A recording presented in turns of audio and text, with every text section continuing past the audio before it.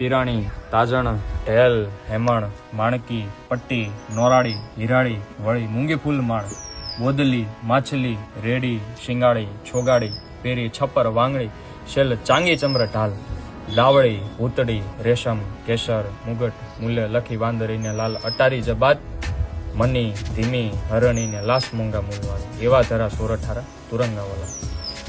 હલ્દી ઘાટીની પાવન ભૂમિ, કુંબલગઢથી 40 કિલોમીટર દૂર મહાન અશ્વ ચેતકની સમાધિ ને નતમસ્તક કર્યા વગર અશ્વપ્રેમી જાય ન હોય કે ભાઈ.